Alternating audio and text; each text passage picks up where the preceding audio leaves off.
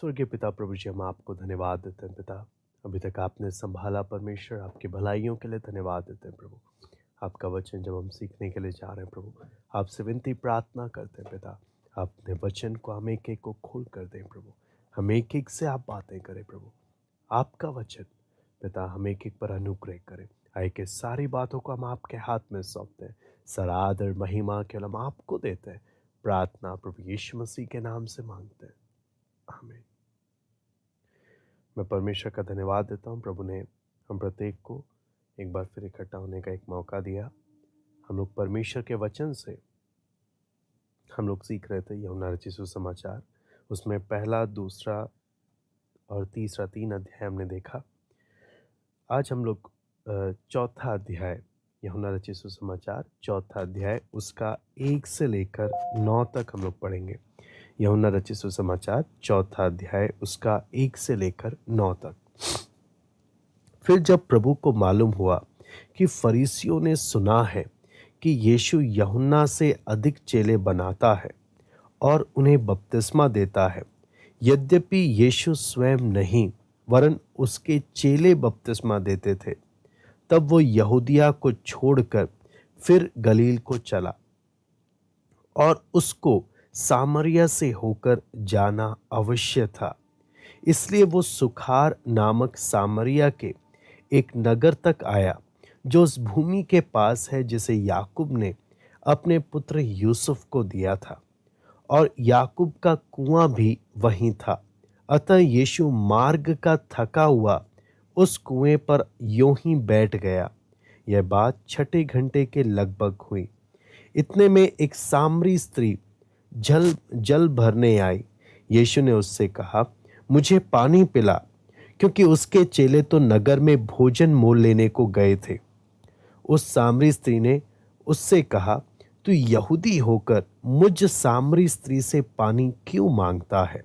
क्योंकि यहूदी सामरियों के साथ किसी प्रकार का व्यवहार नहीं रखते। यहाँ पर हम परमेश्वर के वचन में कई बातें हम लोग देख सकते हैं, अध्ययन कर सकते हैं परमेश्वर के वचन में।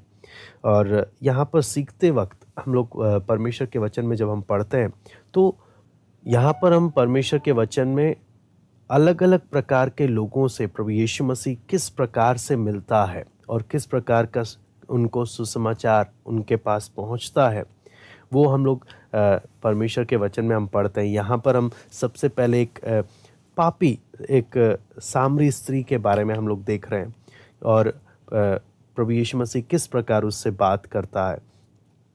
और इससे हम लोग कई बातें परमेश्वर के वचन में जब हम मनन करते हैं, क्योंकि आप यूहन्ना 3 अध्याय देखेंगे तो वहाँ पर एक यहूदी है ना, यहूदी एक इज़राइल का गुरु निकोदेमुस, एक बहुत ही नैतिक रूप से व्यवस्था के अनुसार चलने वाला एक बड़े फरीसी के से प्रभु यीशु मसीह की बातचीत को हम देखते हैं। वहीं हम चौथे अध्याय में ठीक इसके उल्टा एक पापी और एक सामरी स्त्री से प्रभु यीशु मसीह बात कर रहा है। तो हम देखते हैं कि प्रभु अलग अलग लोगों से किस प्रकार बात कर रहा है और किस प्रकार लोगों का जीवन बदल रहा है। प्रभु जो लोग प्रभु यीशु मसीह से मिले, वहाँ पर हमें बहुत कुछ बातें यहाँ पर परमेश्वर का वचन हमें सीखने को देता है। यहाँ पर हम जब देखते हैं कि चौथा अध्याय का पहला आयत में लिखा है, फिर जब प्रभु को मालूम हुआ कि फरीसियों ने सुना है कि यीशु यूहन्ना से अधिक चेले बनाता है और उन्हें बपतिस्मा देता है, यद्यपि यीशु स्वयं नहीं वरन उसके चेले बपतिस्मा देते थे, तब वह यहूदिया को छोड़कर फिर गलील को चला। यहाँ पर हम लोग 1 और 2 को जब हम 1, 2 और 3 को जब हम पढ़ते हैं तो यहाँ पर हमें कई बातें सामने हमें समझ में आती है कि यीशु यहूदिया को छोड़ क्यों रहा है। जब फरीसियों ने सुना कि हाँ, ये एक अच्छा मौका है इन दोनों में एक कंपटीशन जगा देने का, एक अच्छा मौका है यूहन्ना की सेवकाई को क्या करने का, दबाने का, यूहन्ना बपतिस्मा देने वाले की सेवकाई को। यहाँ पर प्रभु यीशु मसीह वहाँ से हट रहा है। यीशु मसीह वहाँ पर कंपटीशन स्पिरिट को आने नहीं दे रहा। परमेश्वर की सेवकाई में कंपैरिजन तुलना करने वाला बात को आने नहीं दे रहा है। प्रभु यीशु वहाँ से खुद हट रहा है कि ये बात फरीसी लोग ये खेल को ना खेलें। और हम लोग यहाँ पर देखते हैं कई बातें हम लोग प्रभु यीशु मसीह के स्वभाव के बारे में देखते हैं कि प्रभु यीशु मसीह किसी भी प्रकार से यूहन्ना की सेवकाई को नुकसान पहुँचे ऐसा कुछ भी होने से यीशु मसीह वहाँ से हट रहा है कि यूहन्ना की सेवकाई में कोई रुकावट उत्पन्न ना हो। यहाँ पर कई बातें हम परमेश्वर के वचन में हम देख सकते हैं। कई बार क्या होता है, लोग सेवा तो बोलते हैं लेकिन सेवा, प्रभु की सेवा सेवा बोलते हुए आपस में एक कंपटीशन का स्पिरिट आ जाता है। और प्रभु की सेवकाई पर ध्यान देने के लिए आप देना ना सिर्फ विश्वासी, ना सिर्फ सेवक लोग ही, विश्वासी भी कई बार क्या होता है, चाहे संडे स्कूल टीचर्स भी क्यों ना हो, एक टीचर है तो उससे बेस्ट मुझे दूसरा टीचर करने का कोशिश करता है तो बीच में कंपटीशन का स्पिरिट आता है। तो काफ़ी बातें आती हैं। हम जो कुछ कर रहे हैं, हम जब प्रभु के लिए कर रहे हैं तो हम उस बात में हमें बहुत सतर्क रहना चाहिए कि हमारे किसी भी कामों के द्वारा बाहर के या किसी भी लोग हमारे बीच में या किस सेवकाई में कुछ भी कंपटीशन का स्पिरिट लाने का कोशिश ना करें, और मेरे जीवन की और मेरे कार्य के द्वारा किसी की सेवकाई या किसी के जीवन पर उसका नुकसान नहीं होना चाहिए। प्रभु यीशु मसीह किस प्रकार उधर से हट रहा है। जब फरीसी लोग को मालूम चला, फरीसी लोग हमेशा मौका ढूंढते थे किस प्रकार गड़बड़ी हो जाए, यीशु मसीह अपने आप वहाँ से हट रहा है ताकि किसी भी प्रकार की कोई गड़बड़ी ना हो।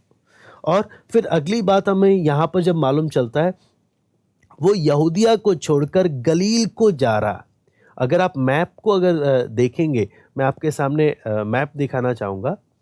मैप को जब हम देखते हैं तो हमें किस प्रकार से ये नज़र आता है। आप देखेंगे यहूदिया सबसे नीचे के स्थान पर है। आप अगर नक्शे को देख पा रहे हैं तो यीशु मसीह यहूदिया को छोड़कर गलील को जाना चाहता है। तो यहूदिया इज़राइल के नक्शे में सबसे नीचे है और सबसे ऊपर की दिशा में, उत्तरी दिशा में है गलील, दक्षिणी दिशा में है यहूदिया, लेकिन बीच में है सामरिया। यहाँ पर जब हम अगला बात जब हम देखते हैं, यहाँ पे लिखा है उसको सामरिया से होकर जाना अवश्य था। ये अवश्य था का बोलने का मतलब क्या है? एक व्यक्ति जब प्रभु की इच्छा के लिए अपने आप को समर्पित करता है, उस व्यक्ति को मालूम चल जाता है प्रभु मुझसे क्या चाहता है। पवित्र आत्मा उसको इंडिकेट करता है, उसको इशारा देता है। यहाँ पर प्रभु यीशु मसीह आत्मा की अगुवाई में पवित्र आत्मा से भरपूर होकर जब सेवकाई कर रहा है, यहाँ पे लिखा है उसको सामरिया से होकर जाना अवश्य था। सामरिया से यानी साफ साफ जब हम देखते हैं परमेश्वर के आत्मा के जब चलाए चलते हैं, जब परमेश्वर के लोग भी, तो उनके जीवन में फिर कोई लोग भी आते हैं या कोई घटना भी घटती है, उनको सब कुछ मालूम चलता है कि ये सब परमेश्वर की योजना के अनुसार, परमेश्वर की अनुमति के अनुसार हो रहा है। उदाहरण के लिए आप और मेरा भी, हम लोग का इकट्ठा होना और परमेश्वर के वचन को सीखना, इसमें भी परमेश्वर का हाथ है, इसमें भी परमेश्वर का कार्य है कि प्रभु हम प्रत्येक को इकट्ठा कर कर अपने वचन से सीखने के लिए हम प्रत्येक को मौका दे रहा है। हर बार जब हम परमेश्वर के कार्यों को देखते हैं तो हमें समझ में आता है कि प्रभु काम कर रहा है और परमेश्वर अपने तरीके से हर एक कार्य को कर रहा है। इसलिए प्रभु यीशु मसीह के बारे में देखते हैं, उसको सामरिया से होकर जाना अवश्य था। जब एक व्यक्ति परमेश्वर के आत्मा से प्रेरित होता है तो उसको मालूम होता है कि परमेश्वर मुझसे क्या चाहता है, परमेश्वर का आत्मा मुझसे क्या चाहता है। यहाँ पर प्रभु यीशु मसीह भी पवित्र आत्मा से भरपूर होकर जा रहा है। यहाँ पे हम पढ़ते हैं, इसलिए वो सुखार नामक सामरिया के एक नगर तक आया जो उस भूमि के पास है जिसे याकूब ने अपने पुत्र यूसुफ को दिया, और याकूब का कुआं भी वहां था। अतः यीशु मार्ग का थका हुआ उस कुएं पर यूं ही बैठ गया। यह बात 6 घंटे के लगभग हुई।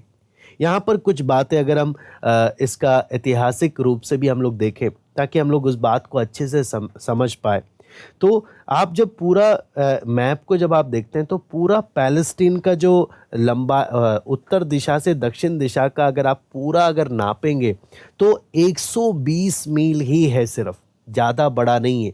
अगर बोला जाए हमारे भारत देश में दिल्ली जो है सबसे छोटा है ना।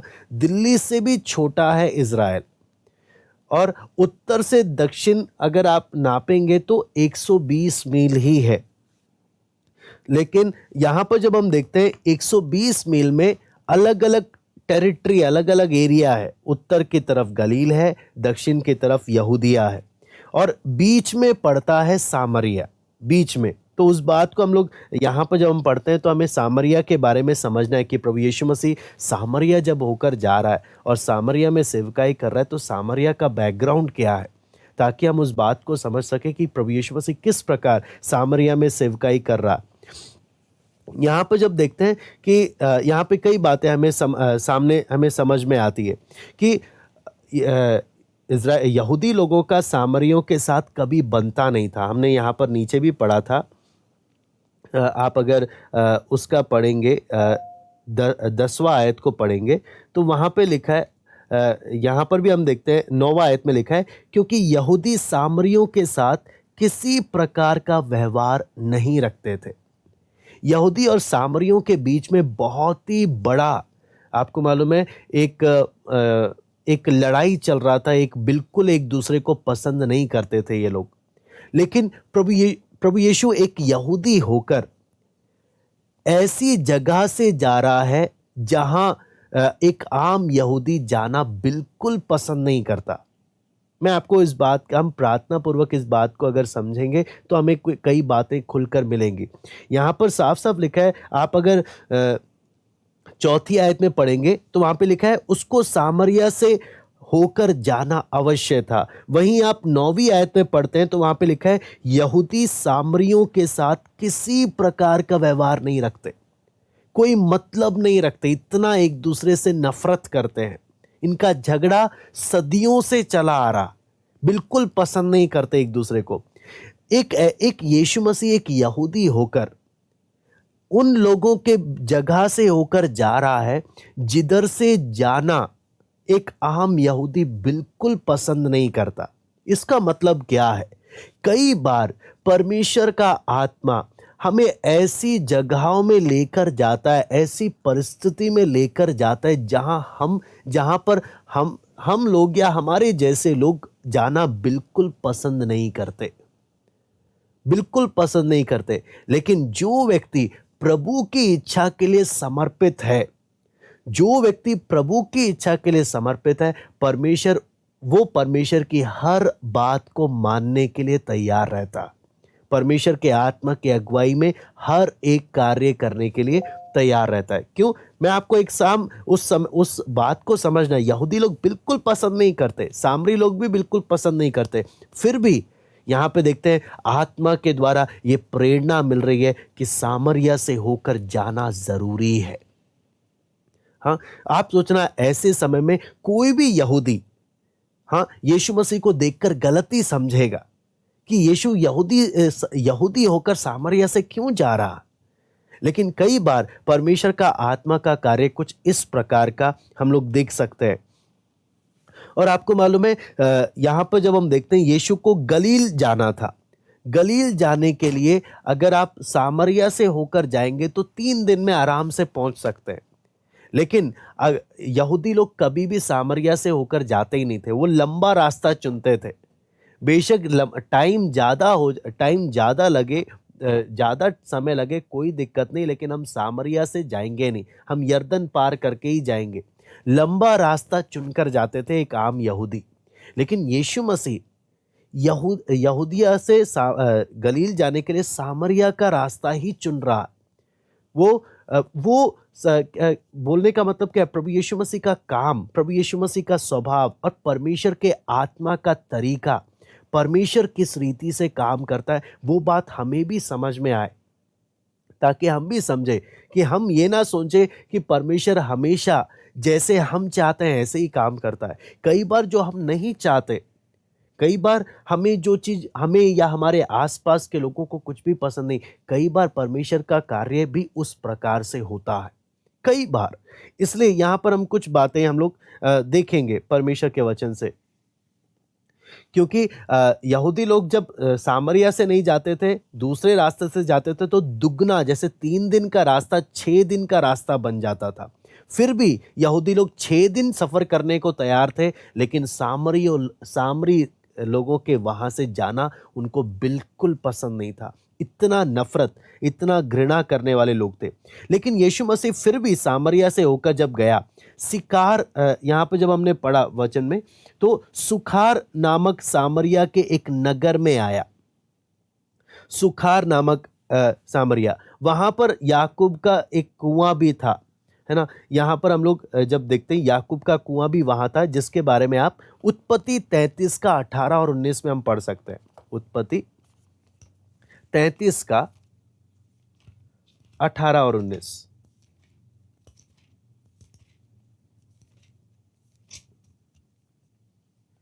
यहाँ पे लिखा है, याकूब जो पद्दनराम से आया था, उसने कनान देश के शकेम नगर के पास कुशल क्षेम से पहुंचकर नगर के सामने डेरे खड़े किए, और भूमि के जिस खंड पर उसने अपना तंबू खड़ा किया, उसको उसने शकेम के पिता हमोर के पुत्रों के हाथ से 100 कसीतों में मोल लिया। यहाँ पर जब हम देखते हैं, यहाँ पर हमें देखते हैं, यहाँ पर याकूब ने इस भूमि को खरीदा था। इस जगह में, सामरिया में जो कुआं है, जहाँ पर सामरी स्त्री आ रही है, ये वही कुआं है जो शकेम में है। ये जो सामरियों का सबसे फेमस जगह है, प्रसिद्ध जगह है शेकेम। और यहाँ पर किसने खरीदा था? याकूब ने इस जगह को, उस भूमि को खरीदा था। उसी के साथ साथ उस जगह का और हम जान सकते हैं, यहूदियों के लिए भी काफ़ी महत्वपूर्ण जगह है, यादगारियों से जुड़ा हुआ है। उत्पत्ति 48 का हम 22 भी पढ़ लेते हैं।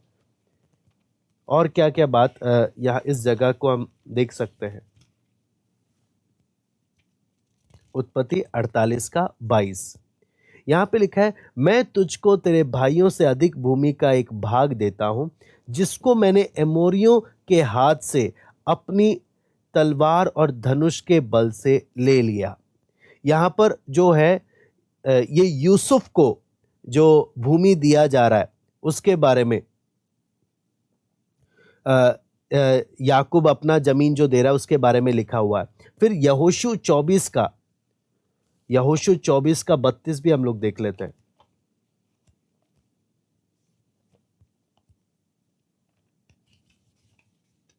यहोशू 24 का 32, फिर यूसुफ की हड्डियां, जिन्हें इजरायली मिस्र से ले आए थे, वे शेकेम की भूमि के उस भाग में गाड़ी गई, जिसे याकूब ने शकेम के पिता हमोर के पुत्रों से 100 चांदी के सिक्कों में मोल लिया था।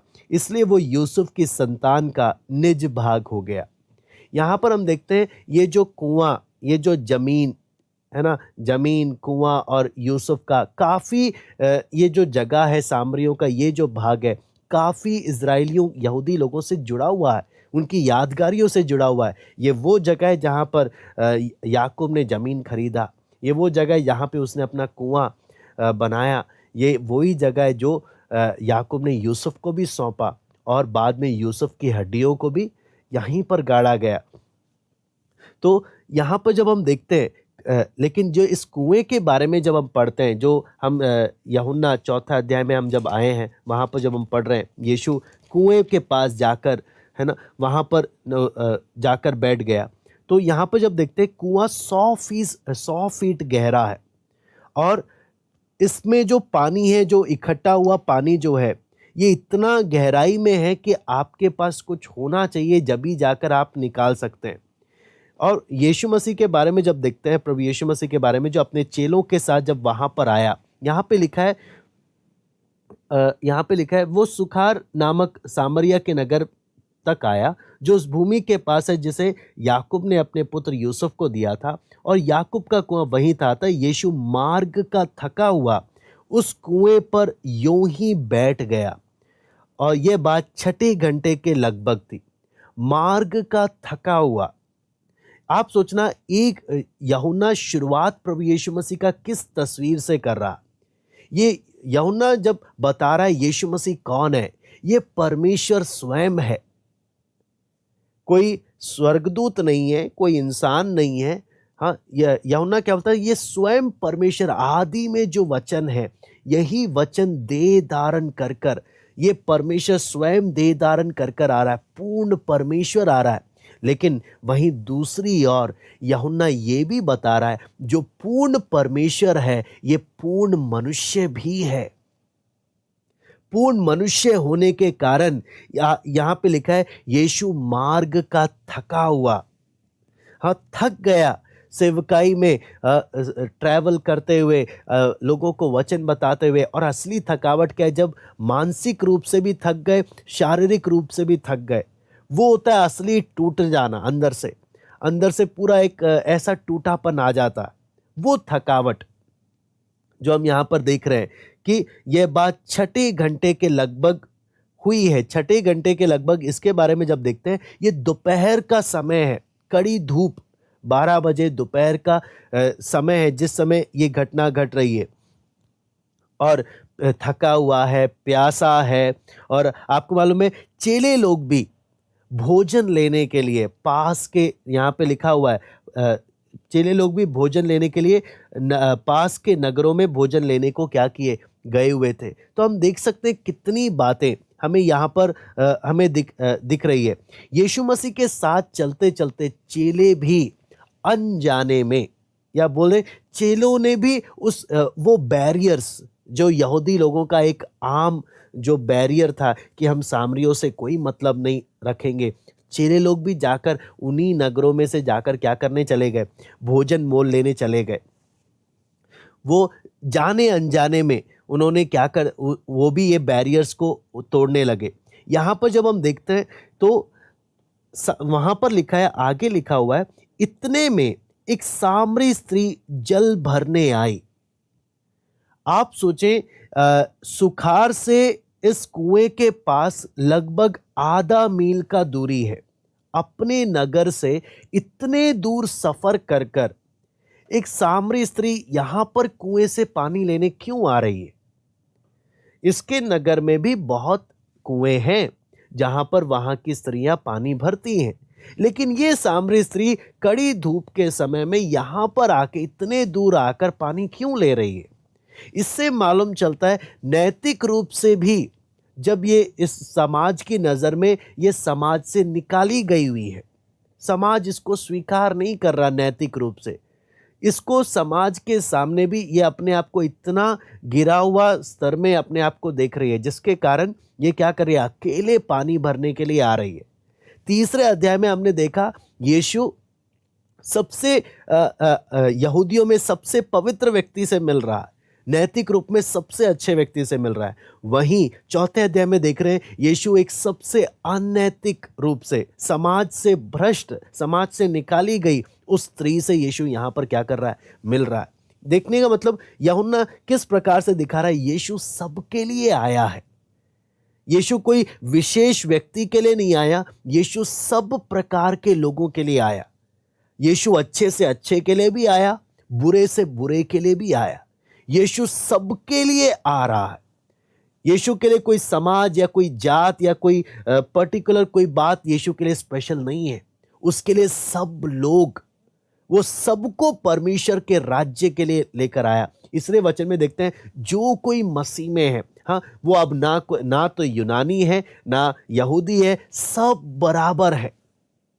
यीशु ने समाज के उन जात पात और उन सारे बैरियर्स को तोड़ डाला जो यहूदी लोगों के बीच में है, बाकी लोगों के बीच में, वो सब बैरियर्स को, सब रुकावटों को तोड़ते हुए यीशु सीधा लोगों से मिल रहा और सबसे बातें कर रहा है।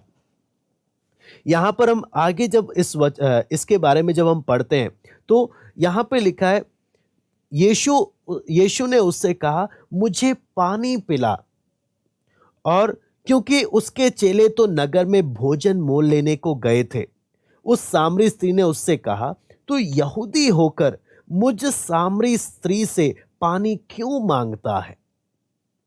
यहां पर आप देखना, एक यहूदी होकर एक सामरी, सबसे पहली बात तो यहूदी लोग सामरियों को भी क्या नहीं करते, पसंद नहीं, सामरियों से बात नहीं करते। यीशु सामरी वरन सामरी स्त्री से बात कर रहा है, तो एक बहुत एक्सट्रीम हो गया। वहाँ के लोगों के लिए एक बहुत बोलते हैं ना, सबसे एक अजीब घटना घट रही है, जो वो लोग सोच भी नहीं सकते कि तू यहूदी होकर वो भी सामरियों में वो भी स्त्री से तो बात कर रहा है। हाँ, स्त्री से, और वो भी स्त्री से वो भी पानी मांग रहा है उसके बर्तन में पीने के लिए।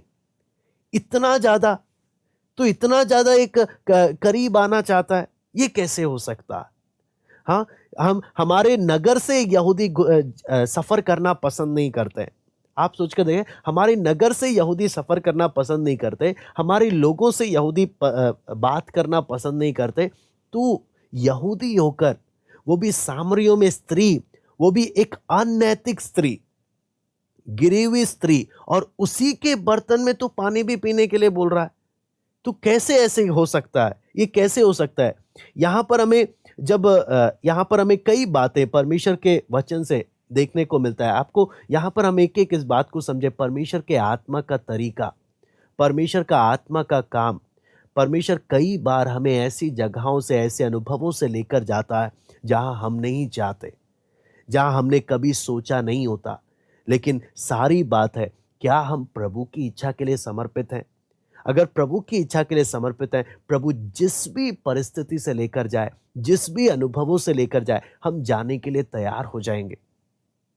हो सकता है उस समय कोई क्या ना करे, ना समझे। यहाँ पर हम जो बातें हम देखते हैं, यहाँ पर एक सबसे बड़ी बात हम देखते हैं, तो यहाँ पर हमें जो यूहन्ना जिस हिसाब से लिख रहा है, यहाँ पर प्रभु यीशु मसीह और सामरी स्त्री के बीच की बात के बारे में यूहन्ना जब इस बात को लिखकर बता रहा है, एक बहुत ही महत्वपूर्ण बातें यहाँ पर हम लोग पढ़ सकते हैं। सबसे पहला हम इसको कुछ पॉइंट्स में मैं आपके सामने रखना चाहूँगा। लगभग मैं 4 पॉइंट्स में आपके सामने इस बात को रखूँगा, 4 पॉइंट्स में, ताकि हम इस बात को जल्दी से हम लोग इसको समझ सकें। सबसे पहला बात, हम यीशु के पूरे मनुष्यत्व को देखते हैं, जो पूर्ण परमेश्वर भी है, पूर्ण मनुष्य भी है। दूसरा बात हम लोग देखते हैं, यीशु के बारे में हम देखते हैं कि उसने जब इतना थका हुआ, प्यासा, भूखा है, थका हुआ है, ऐसे समय में भी जब उसको एक आत्मा नजर आई, ये अपनी थकावट को भूल जा रहा, ये अपनी थकावट को, अपने प्यास को, अपने भूख को, सब कुछ को छोड़कर फिर सेवकाई में अपने पिता की इच्छा का, पिता का कार्य करने में फिर लग जा रहा। यहां पर हम कुछ बातें हम देख रहे हैं। मार्ग का थका हुआ, कुएं के पास बैठा हुआ है, लेकिन जब एक आत्मा, यीशु आत्मा में उस बात को समझ रहा है, इसको सुसमाचार बताने की आवश्यकता है, इसको उद्धार पाने की आवश्यकता है। अपना भूख, अपना आराम, अपना प्यास, सब कुछ को छोड़कर उसको वचन बताने के लिए वो शुरू हो गया। कहने का मतलब, पिता की प्रति, पिता की इच्छा पूरी करने के प्रति वो जुनून है, वो जुनून है कि वो अपना भूख, प्यास, थकावट सब छोड़कर पिता का कार्य करने में इतना जुनून रखता है। क्या हम अपने जीवन में परमेश्वर की इच्छा को पूरी करने के लिए वो जुनून रखते हैं? प्रभु, मेरे लिए सबसे इंपॉर्टेंट ये है कि मैं तेरी इच्छा को पूरा करूं। आप यीशु मसीह का आप देखें, यहां पर कई बातें यहां पर समझ में आती हैं। यीशु थका हुआ है, भूखा है, हाँ, चेले भोजन लेने के लिए गए हैं, हाँ, प्यासा है, लेकिन जब उस स्त्री को देख रहा है, वहां पर सेवा का काम को शुरू कर रहा। हाँ, और यहां पर आप देखें, स्त्री पहल नहीं कर रही, यीशु पहल कर रहा है वचन बताने के लिए। उसी प्रकार हम ये ना सोचे कि लोग हमारे पास, अन्य जाति लोग हमारे पास आकर, या जो लोग उद्धार नहीं पाए वो हमारे पास आके रिक्वेस्ट करेंगे कि आप प्लीज हमें प्रभु के बारे में वचन बता दीजिए, आप हमारे उद्धार के लिए हमें सुसमाचार बता। लोग नहीं आने वाले, परमेश्वर के लोगों ने पहल करना है प्रभु के बारे में उनको बताने के लिए। ये प्रभु ने जाते वक्त एक आज्ञा दिया है, जाओ सब जातियों के लोगों को मेरा चेला बनाओ और उन्हें पिता, पुत्र, पवित्र आत्मा के नाम से बपतिस्मा दो। जाते वक्त यीशु मसीह ने आज्ञा दिया कि सबको सुसमाचार बताना है। मुझे ये वेट नहीं करना कि लोग मेरे पास आएंगे, मैंने ये देखना है जब भी मुझे अवसर मिले प्रभु, मैं अपना स्वार्थ को, अपना आराम को, अपना भूख और प्यास सबको साइड रखकर मैंने उन्हें तेरे बारे में बताना है। वो जुनून मेरे अंदर, वो समर्पण मेरे अंदर होना बहुत ज़रूरी है। अगर हम प्रभु की उस आज्ञा को नहीं मानते तो हम पाप करते हैं परमेश्वर के वचन के अनुसार।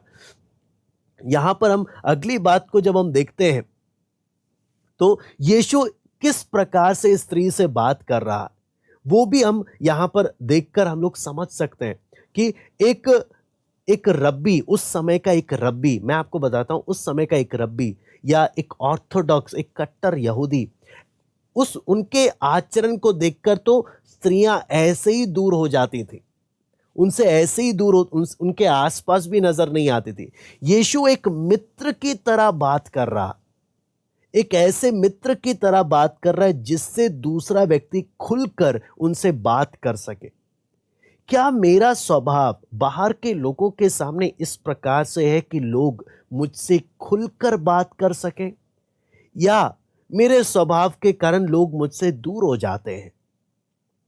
मेरा आचरण किस प्रकार का है? क्या मैं उन्हें प्रभु के करीब लाने के लिए, क्या मैं अपने स्वभाव पर ध्यान दे रहा हूं? यीशु इस प्रकार से बात कर रहा है जैसे वो एक आम व्यक्ति है, कोई उस समय का गुरु वगैरह नहीं है, एक आम व्यक्ति है, एक आम व्यक्ति, वो भी मित्र की तरह बात कर रहा।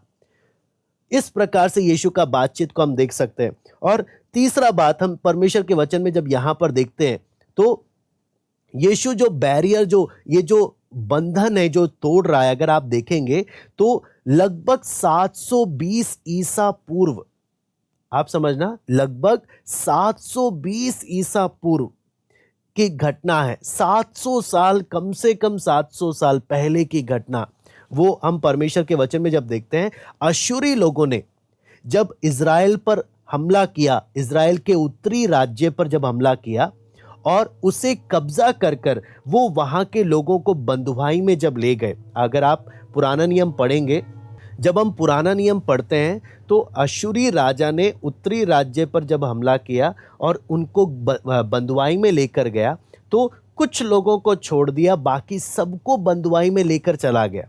उसके बारे में हम पढ़ सकते हैं दूसरा राजा 17:6 में। दूसरा राजा 17:6।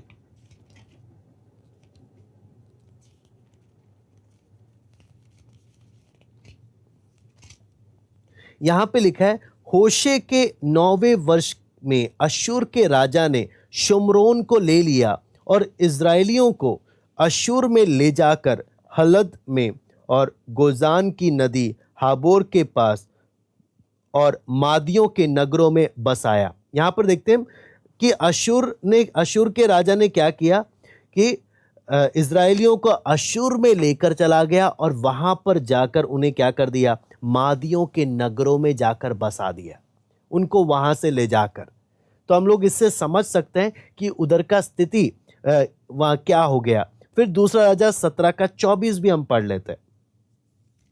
दूसरा राजा 17:24, यहां पे लिखा है, अश्शूर के राजा ने बेबीलोन, कूता, अब्बाहमत और सफमेम नगरों में से लोगों को लाकर इज़राइलियों के स्थान पर शुम्रोन के नगरों में बसाया। इस प्रकार वे शुम्रोन के अधिकारी होकर उसके नगरों में रहने लगे।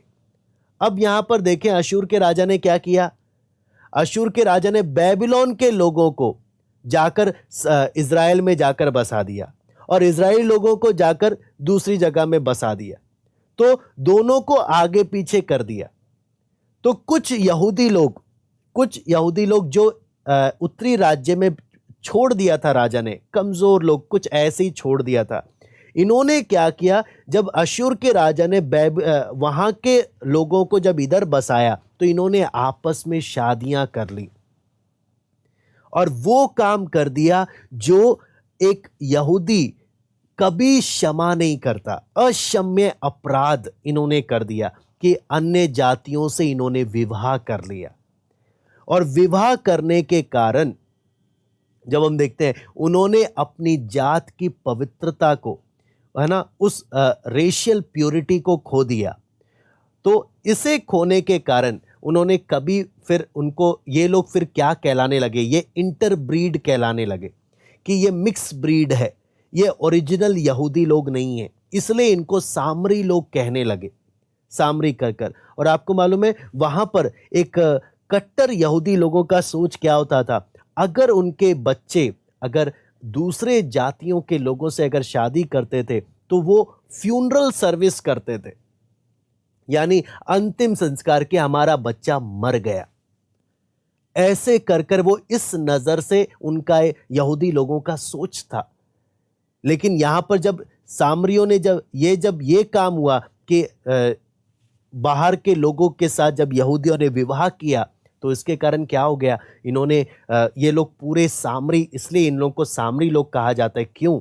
क्योंकि ये प्योर यहूदी लोग नहीं है और इन लोगों को बिल्कुल पसंद ये लोग नहीं करते थे यहूदी लोग। और मालूम है ना, सिर्फ इतना ही, जब हम इसके बारे में इतिहास में भी जब हम पढ़ते हैं तो इन्होंने क्या किया, वहां से आकर जब दूसरे अशुर के राजा ने जब अपने राज्य से जब लोगों को इधर बसाया, वो अपने देवी देवताओं को भी, अपने रीति रिवाज को भी इधर लेकर आ गए। तो यहाँ के यहूदियों ने जब उनके साथ विवाह किया तो ये लोग अपने परमेश्वर को भी मानते थे, साथ ही साथ दूसरे रीति रिवाजों को भी मानते थे। एक पूरा मिक्स ब्रीड कर कर बन गया, जिसके कारण यहूदी लोग बिल्कुल इनको पसंद नहीं करते थे, इन सामरियों को बहुत नफरत करते थे। और समय के साथ साथ क्या हुआ, जैसे उत्तरी राज्य बंधुआई में गया, बाद में दक्षिणी राज्य भी बंधुआई में गया, इजराइल का नीचे का हिस्सा। लेकिन ये लोग बड़े जिद्दी थे, जब इनको जब लेकर गए बंधुआई में, इन्होंने इंटर मैरिज किया नहीं, इन्होंने दूसरे अन्य जातियों से शादी किया नहीं। इन्होंने बोला हम अपनी प्योरिटी को बनाए रखेंगे, हम अपने जात की पवित्रता को बनाए रखेंगे, हम अन्य जातियों से शादी नहीं करेंगे। ये ढीठ बने रहे और इन्होंने क्या नहीं किया, ऐसा कोई कार्य किया नहीं। और आप वचन में जब पढ़ते हैं कि एजरा और नहम्याह के समय में ये लोग वापस बंधुआई से यरूशलेम की ओर आए, फारस राजा के समय काल में, और इन्होंने वापस आकर फिर से यहूदियों की इज़राइल का शहरपना, यरूशलेम का शहरपना को क्या करने लगे, बनाने लगे। मंदिर का काम को इन्होंने शुरू कर दिया। और तब आपको मालूम है यही सामरी लोग, अब आपको मैं उम्मीद करता हूँ सामरी लोग कौन है आपको समझ में आ गया होगा, जो उत्तरी राज्य में क्या थे, बंधुआई में से गए हुए थे, और उसमें से कुछ लोग जो दूसरे जात के थे, जब उनको वहाँ पर बसा दिया, इज़राइल में बसा दिया, तो इन्होंने जो आपस में जो विवाह किया, उससे जो बच्चे हुए वो लोग सामरी लोग कहलाने लगे, ये लोग सामरी कहलाने लगे। और यही सामरी लोग जब एजरा नहम्याह के समय में जब दक्षिणी राज्य के यहूदी लोग वापस आके यरूशलेम की शहरपना बनाने लगे, इन्होंने बोला हम भी आते हैं आप लोगों की मदद करने के लिए। तब आपको मालूम है ये दक्षिणी राज्य के लोगों ने, यहूदी लोगों ने इनको बोला हमें आपका कोई मदद नहीं चाहिए, आपने अपना प्योरिटी को खो दिया, आपने दूसरे जातियों के लोगों से विवाह कर कर परमेश्वर के व्यवस्था को आपने तोड़ा है, हमें आपका कोई मदद का ज़रूरत नहीं है, हम आपके साथ कोई संगति नहीं रख सकते। आपको मालूम है तब से इनके मन में आपस में तब से ये कड़वापन आ गया और तब से एक झगड़ा शुरू हो गया। और आपको मालूम है इसके बारे में, ये लगभग 450 ईसा पूर्व में ये घटना घट रही है, 450 ईसा पूर्व, कि यहूदियों ने बोला हम सामरियों से कोई मतलब नहीं रखेंगे, इनको हम अन्य जाति की तरह ही देखेंगे, ऐसा सोच की तरह इनको देखने लगे।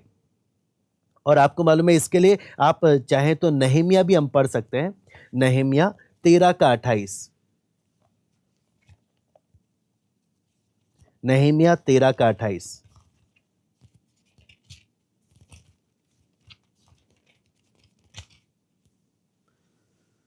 यहां पे लिखा है, एलियाशीब महायाजक के पुत्र योयादा का एक पुत्र होरोनी संबलत का दामाद था, इसलिए मैंने उसको अपने पास से भाग दिया।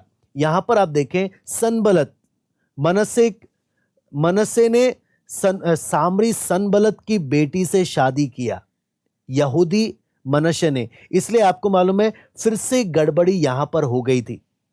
आप अगर नहम्याह की पुस्तक देखेंगे तो सामरी और यहूदियों का जो कड़वाहट, वहाँ पर जो रुकावटें आई, जो मुसीबतें खड़ी हुई, वो वहाँ पर हमें साफ-साफ मालूम चलता है। इसलिए आपको मालूम है बाद में जाकर इन सामरियों ने क्या किया, आप देखेंगे गर्जीम पर्वत पर इन्होंने अपना मंदिर बना दिया, जहाँ पर ये लोग परमेश्वर की आराधना करने लगे। और बाद में आपको जब हम इतिहास में देखते हैं मकाबियों के समय में भी 129 ईसा पूर्व 129 ईसा पूर्व में जॉन हिराकनस करके जो यहूदी जनरल था, उसने लड़ाई में उन्होंने क्या किया, सामरियों के इस मंदिर को पूरी रीति से, गर्जिम का जो पर्वत में जो सामरियों का मंदिर था, पूरी रीति से उसको नाश किया। और उसके कारण और भी कड़वाहट यहूदी और सामरियों के बीच में बढ़ती गई। इससे आपको मालूम है यहूदी लोग क्या बोलते थे, ये लोग प्रार्थना करते थे, रब्बी लोग भी, और लोगों को सिखाते थे कि इन सामरियों का खाना खाना मतलब सूअर का मांस खाना है। यहूदी लोगों को सूअर का मांस खाना बिल्कुल बुरा माना जाता है। व्यवस्था में साफ साफ बोला था, तू सूअर को खाना नहीं, उनका मांस नहीं खाना, यहूदियों को साफ साफ व्यवस्था में दिया गया था। तो ये लोग बिल्कुल अशुद्ध मानते थे। इसलिए इन लोग बोलते थे सामरियों का खाना खाना या सामरियों का रोटी खाना सूअर का मांस खाने के बराबर है, इतना अशुद्ध। तो ये लोग प्रार्थना करते थे, हे प्रभु, पुनरुत्थान के दिन सामरी लोग कभी स्वर्ग ना जाए। ऐसे कर कर रब्बी लोगों की एक प्रार्थना भी थी। इतना कड़वाहट, इतना बैर, इतना नफरत ये यहूदी लोग सामरी लोगों से करते थे। उससे हम लोग समझ सकते हैं कि ऐसी परिस्थिति में आपको मालूम है जब उत्तरी दिशा से जब कोई दक्षिणी दिशा में आकर प्रार्थना के लिए यरूशलेम की ओर जाता था, ये सामरी लोग बीच में आकर रोकते थे यहूदियों को कि जो गलील के लोग हैं, अगर उन्हें यहूदिया में आकर, यरूशलेम में आकर प्रार्थना करना है तो ये सामरी लोग बोलते थे उधर क्यों जाना, आप, वो अपवित्र जगह है यरूशलेम का मंदिर, आप हमारे गर्जीम के मंदिर में आ जाओ, यहाँ पर हम परमेश्वर की आराधना करते हैं।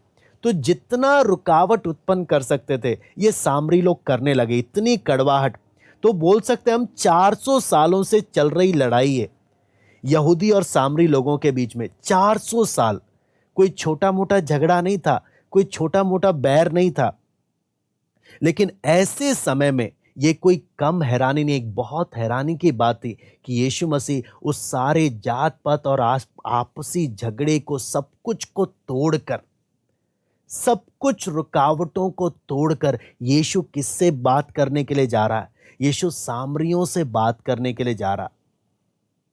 और यहां पर जब देखते हैं सामरियों में भी, वो भी एक स्त्री से, वो आखिरी बात को बोलकर आपके सामने मैं रखना चाहूंगा। सामरियों में स्त्री के विषय में भी जब देखें तो एक स्ट्रिक्ट रब्बी, एक उस समय के रब्बी या गुरु लोगों का नियम क्या था कि वो सड़कों में या समाज के सामने, बाहर गलियों में या लोगों के सामने एक किसी भी स्त्री को नमस्कार भी करना बुरा मानते थे। एक रब्बी को बाहर समाज में किसी स्त्री को कोई नमस्कार करना भी बुरा माना जाता था, ऐसा सोच था।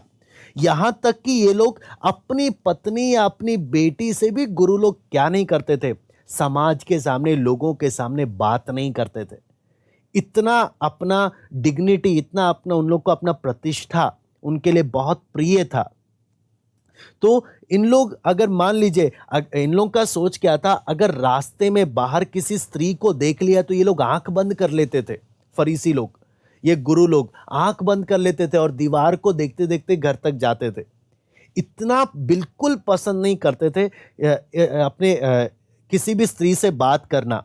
और इसलिए इन लोगों के हिसाब से अगर कोई रब्बी किसी स्त्री से बाहर सबके सामने बात कर रहा है तो समझ जाओ उसकी इज्जत तो खत्म, कोई उसकी इज्जत कभी करेगा नहीं, कभी इज्जत नहीं करेगा। आप सोचकर देखिए यीशु क्या कर रहा।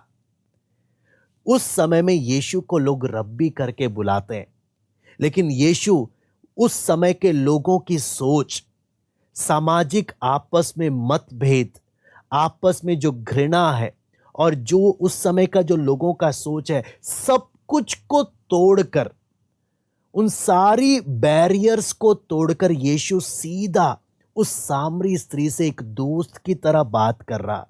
अपनी इज्जत को नहीं देख रहा, समाज में मेरी इज्जत के बारे में लोग क्या देखेंगे, क्या सोचेंगे। और यहां पर हम देखते हैं कि किस प्रकार से परमेश्वर का प्रेम इतनी अपनी थकावट में भी, इतने आपसी इन लोगों के बैरियर्स को तोड़ते हुए भी, सब कुछ को तोड़ते हुए, आप सोचें यीशु मसीह क्या कर रहा है। परमेश्वर का प्रेम और जीवन का जल, असली जल इस सामरी स्त्री को देने के लिए ये क्या कर रहा है, अपना थकावट, अपना सब कुछ को छोड़कर वो परमेश्वर का प्रेम उसके साथ बांटने के लिए जा रहा है। इससे हमें बहुत बातें समझ में आती है। हम कई बार बहुत बातों को जब हम देखते हैं, हम रुक जाते हैं। लेकिन प्रभु का काम करने का तरीका किस प्रकार का है, प्रभु किस प्रकार से काम करता है, क्या इससे हम अपने जीवन में देख सकते हैं प्रभु किस प्रकार से काम करता है। और परमेश्वर का काम करने का तरीका कई बार जैसा हम सोचते हैं ऐसा नहीं होता, कई बार उसके ठीक विपरीत होता है। और प्रभु कितने बैरियर्स को तोड़ते हुए, अपनी इज्जत को, अपना सब कुछ को छोड़ते हुए केवल किस बात पर ध्यान दे रहा है, केवल प्रभु पिता का इच्छा मैंने पूरा करना, पिता का इच्छा पूरा करना ही मेरा असली भोजन है। शारीरिक रूप से भूखा है, चेले लोग इसलिए भोजन लेने के लिए गए कि इतना ट्रैवल कर कर आए हैं, भूखा है, थका हुआ है, प्यासा है। लेकिन यीशु क्या बोलता है, मेरा भोजन ये है। इस घटना के आगे जब हम बोलते हैं मेरा भोजन ये है कि मैं अपने भेजने वाले की इच्छा को पूरा करूं, वो है मेरा सबसे इंपॉर्टेंट प्रायोरिटी, कि मैं अपने पिता की इच्छा को पूरा करूं। उसके लिए सारे बैरियर्स को तोड़ने को तैयार है। समाज में लोगों के सामने अपनी इज्जत को भी तुच्छ जाना जा रहा है तो जाने दो। सबसे पवित्र इंसान, सबसे दुनिया की नज़र में सबसे नैतिक रूप से गिरे हुए इंसान से बात कर रहा है ताकि उसको उठाए और उसको पिता से मेल कराए। और आगे जब हम देखते हैं जितना वो प्रभु को जानती है, आप जानते जाते यीशु से बात करते वक्त जितना वो उसको समझने लगती है। पहले बोलते तू यहूदी है, फिर आगे बोलती है तू हमारे पिता याकूब से भी बड़ा है, फिर आगे बोलते तू नबी है, फिर लास्ट में बोलते तू मसीहा है। आप सोचें, जितना वो प्रभु को जानते जा रही है उतना उसकी समझ भी खुलते जा रही है। उसी प्रकार हम यीशु मसीह का प्रार्थना भी क्या था, हे पिता के ये अनंत जीवन कैसे प्राप्त करेंगे, जब वो तुझ एकमात्र सच्चे परमेश्वर और प्रभु यीशु मसीह को जिसे तूने भेजा है उन्हें जाने। जितना एक व्यक्ति यीशु को जानने लगता है उसकी समझ उतना खुलने लगती है, वो यीशु है कौन, वो कौन है जिसके पीछे मैं चल रहा हूं। ये सामरी स्त्री की भी समझ जितना यीशु से बात करते गई उतना उसकी समझ यीशु के बारे में खुलती गई। पहले कितना था, ये एक यहूदी है, एक अन्य जाति की भी पहले क्या सोच रहती है, ये तो ईसाई धर्म का गुरु है या ईसाई धर्म का भगवान है। लेकिन जितना एक व्यक्ति प्रभु को जानने लगता है, हाँ, फिर क्या बोलते हैं, तू उससे भी बड़ा है, हाँ, बाकी सबसे भी तू बड़ा है। फिर क्या जानने के लिए उनको मिलता है, ये कोई आम इंसान नहीं है, ये नबी है। फिर ना सिर्फ इतना ही, लास्ट में क्या होता है, ये मसीहा है। जितना एक व्यक्ति प्रभु को जानने लगता है उसका समझ उतना खुलने लगता है, उतना ज्यादा खुलने लगता है। और हम देखें यीशु मसीह किस जगह से गया, किन किन बैरियर्स को उसने तोड़ा, समाज के किन आपसी झगड़ों के बीच में होकर भी जाकर भी उसने प्रभु का पिता का इच्छा को क्या किया, पूरा किया। सारी बात, अपनी इज्जत को नहीं देखा, अपना कुछ को नहीं देखा, केवल एक ही समर्पण, मेरा भोजन ये है, मुझे अपने भेजने वाले की इच्छा को पूरा करना। उसके लिए क्या क्या करने को तैयार हो गया, किस किस स्तर में गया। पूर्ण मनुष्य है, पूर्ण मनुष्य, पूर्ण यहूदी है, और उसे मालूम है यहूदियों का सोच क्या है, यहूदी लोग क्या सोचते हैं। फिर भी वो ऐसी जगह से गया, लोगों को गाली देना है गाली दे, लोगों को जो बोलना है बोले। हाँ, आप सोचो जब यीशु ऐसा कर रहा है पक्का लोग गालियां बकते होंगे, बाकी यहूदी लोग उल्टा सीधा इसको बोलते होंगे, क्या क्या उसके बारे में सोचते होंगे। लेकिन कोई बात नहीं, मुझे पिता का इच्छा को पूरा करना, उसके लिए यीशु किस हद तक गया। इसलिए हम भी इस बात को देखें, क्या मैं भी यीशु के समान चलने को तैयार हूं या नहीं। पिता की इच्छा पूरी करने के लिए मैं प्रभु मुझे जिधर भी लेकर जाए, जिस भी परिस्थितियों में लेकर जाए, चाहे मुझे पसंद नहीं, चाहे हो सकता है हमारे आसपास किसी को पसंद नहीं, क्या प्रभु की इच्छा को पूरे करने के लिए क्या मैं हर बात के लिए समर्पित हूँ। पिता, चाहे कितना भी थकावट हो, चाहे कुछ भी हो, तेरा इच्छा मेरे लिए वो एक जुनून जो यीशु में था कि पिता की इच्छा को पूरा करने का, वो यीशु वेट नहीं कर रहा कि सामरी स्त्री यीशु के पास आकर बात करे, यीशु ने पहल किया। उसी प्रकार क्या हमारे अंदर भी वो जुनून है, हम वेट नहीं करेंगे लोग आकर, मुझे जब जब पिता मौका देगा, मुझे तब तब मुझे पिता की इच्छा को पूरा करना है और लोगों तक प्रभु का वचन पहुंचाना है। क्या वो समर्पण मेरे अंदर है?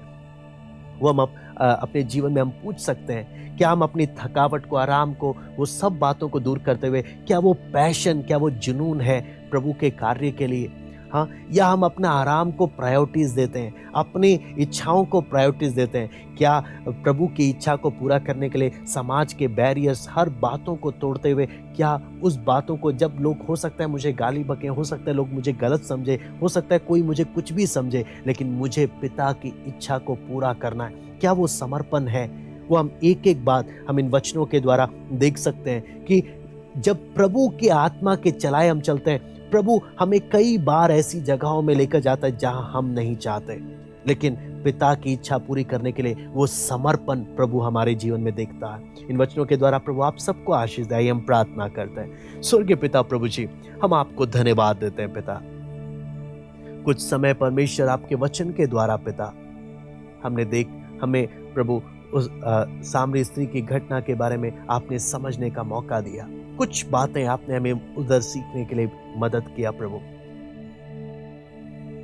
कि आपका काम कई बार जैसा हम सोचते हैं वैसा नहीं होता। कई बार आपके आत्मा का कार्य हमारी सोच के ठीक विपरीत भी होता है, समाज की सोच के विपरीत भी होता है। प्रभु हम एक एक को समर्पण में आने दे, ताकि हम हर एक बात में प्रभु तेरी इच्छा को पूरी करने वाले बने। वो जुनून, आपका सुसमाचार हर एक तक पहुंचने पाए, उसका वो जुनून प्रभु हम एक एक को आप दे। आपका नाम ऊंचा होने पाए प्रभु, आपको महिमा मिले प्रभु। इन वचनों को मनन करने के लिए कृपा दे, और भी बहुत सी बातों को प्रभु हम एक एक को खोलकर आप दे, हम एक एक से बात करें। धन्यवाद देते हैं आज की संगति के लिए। आए के सारी बातों को प्रभु हम आपके हाथ में सौंपते हैं। सरादर महिमा केवल हम आपको देते हैं। प्रार्थना प्रभु यीशु मसीह के नाम से हम मांगते हैं, आमीन। सबको जय मसीह की। प्रभु आप सबको आशीष दे।